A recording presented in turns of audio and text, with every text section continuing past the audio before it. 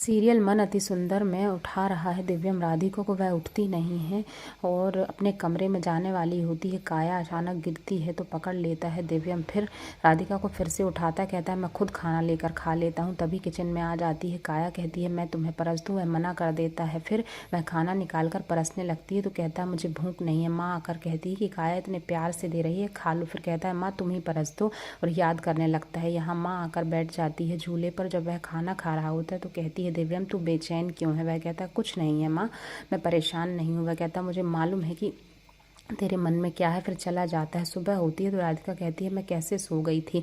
दिव्यम आकर कहता है कचौड़ी खाओ और सो जाओ, यही काम है तुम्हारा। मैं भूखा रह जाता तो मैं कोई मेरी चिंता नहीं। और चला जाता है।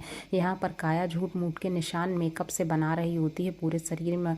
और फिर जब नीचे आती है राधिका तो उसकी सास भी उसे बहुत चिल्लाती है, कहती है तुम तो खाओ और सो, अपने पति का ध्यान तक ना रखो। यहाँ कचौड़ी खाता है रात की गोलू तो सुन लेता है दिव्यम और कहता है मैंने फालतू में ही राधिका को चिल्ला दिया, उसने तो खाई नहीं थी। यहाँ दवाई वाली ग्लास मिलती है कली को, वह राधिका से बताती है तो काया आकर उनका ध्यान भटकाने लगती है, कहती है मेरा कमरा साफ कर दो, बर्तन मैं साफ़ कर दूंगी, मेरी हिम्मत नहीं है, मुझे डस्ट से एलर्जी है। और चली जाती है कली वहाँ से। बर्तन साफ़ करने लगती है राधिका तो छुड़ा लेती है काया। फिर दिव्यम आता है तो कहता है राधिका मुझे तुमसे अकेले में बात करनी है। और कहता है सॉरी मुझे माफ़ कर दो, पता नहीं था। वह सुनती नहीं है उसकी बात। फिर कहती है पहले आप मेरी सुनिए फिर मैं आपकी सुनूंगी। तो उसके मुंह में टमाटर फंसा देता है और कहता है सॉरी मुझे पता नहीं था।